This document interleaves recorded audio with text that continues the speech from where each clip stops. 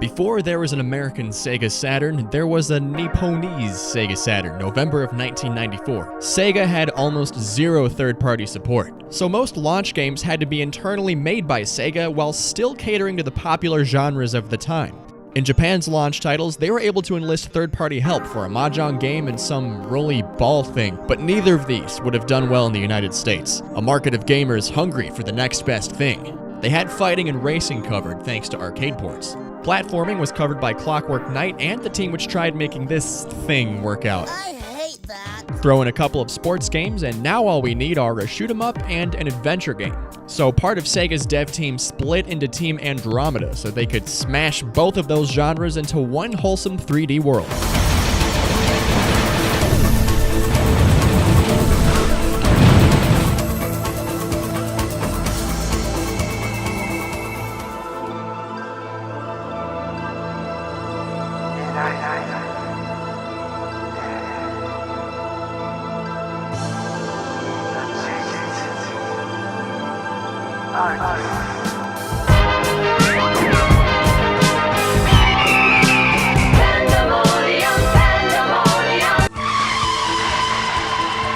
In the early 1990s, a team of about 15 people, headed by then 23-year-old Yukio Futatsugi, spent about 1 year working on this launch title. Because of the team's background, it was designed like an arcade game, but the team's leaders wanted it to be fully 3D, something new for them.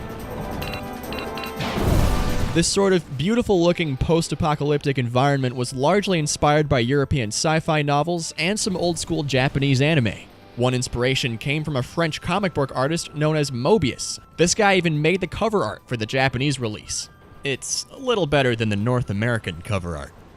At first, they wanted to name the game something like Armored Dragon, but instead, they wanted a more original name. So they translated it to German. Panzer Dragoon. That's right, kids. If you want your game to sound cool, translate it to German. Wächterhelden. Sega Rallye-Meisterschaft. Kiesstrand Golf links. You play as this dude, who abandons his gang of Tauntaun riders for becoming the Chosen One. The 8-minute cinematic cutscene sets up the plot and sends you on a mission atop an armored dragon who knows the way. You have a gun. It can either shoot consecutive shots or lock onto multiple enemies at once to hit them all with lasers.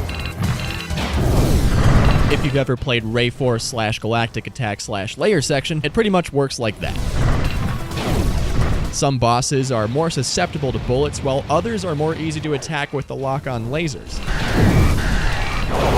Since there's no auto-fire, you can only shoot bullets as fast as your thumb can press the button. Fortunately, there's 3 fire buttons, so now you have some options. There's the Novice One-Thumb Wonder, the 2-fingered Carpal Tunnel, the I Can't Move My Dragon Anymore, and, my personal favorite, the f*** it all, I'm using the third-party auto-fire controller.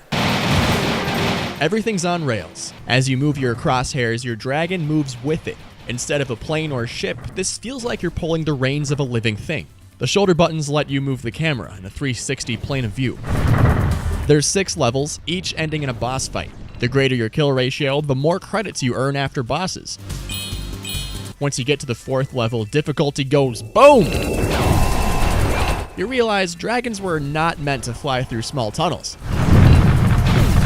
The fact that everything turned out as well as it did was kinda lucky. Development for Panzer Dragoon was a bit rushed. They started developing the game before the Saturn's hardware was finalized, so they didn't have anything to test the game for the first few months. Seems like it'd be hard to know what the Saturn can handle when the console's not even done. Classic Sega management skills right there. That on top of it being young Futatsugi's first year of full-on game development, he had to keep designs simple, but he said the simple designs kept the initial vision he had for Panzer Dragoon with its minimalist cutscenes and environments. A new language was created for the game, mixing ancient Greek with other Western languages. To make up for the lack of draw distance, the water texture on the ground sort of moves with your dragon and extends into the horizon. This gives a nice illusion of wide open space. The details in the Dragon's 3D model is mind-blowing when compared to the Saturn's other launch games. Look, textures! It's also a very good entrance into the world of 3D games, something still very new at the time. soundtrack was composed after the rest of the game was complete. Since it's on rails, they wanted to time the music to certain transitional events in the levels to give it a more cinematic feel. This was pulled off really well. It was planned to launch with the Japanese Saturn in November of '94, but it didn't make it till March of '95. It was still made in time for the United States surprise launch. Optic nerve, this is the brain. What's going on down there? The eardrum's going off! Go get help! We're having a breakdown, we're having a breakdown, we're having a breakdown, we're having a breakdown, we're having a breakdown, we're having a breakdown. Many publications were blown away by the finished product. Some docked it points for not having power-ups and maybe being a bit too simple, but they still liked it. The real question is, what does Segata think? As an old-school shoot-'em-up, Panzer Dragoon can hold its own in today's age of video games. And for the time it was released, it's kind of a mind-blow. For some people, this was their first experience with a fully 3D game. Not a bad start to a new era of gaming. The first Panzer Dragoon may be a bit shorter than I'd like it to be, but it's still very fun. Plus, it looks really pretty. This left behind a legacy of sequels, re-releases, and inspiration for other games. Assholes on the internet like myself continue to give it praise more than 20 years after it came out. It even sparked a holy grail in the RPG genre, a game which costs a life savings to play and something I won't review until about 2 decades from today.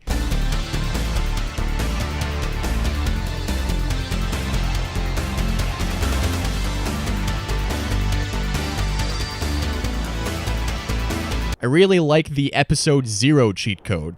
It's kind of like a survival mode. So if you ever want to make a really crappy YouTube video of just 8 minutes of straight gameplay with you ranting about some political topic in the gaming world, this would be a good thing to put over it. Real sports. Keep it down a little. Real fast. Optic nerve here. I am gonna need some help.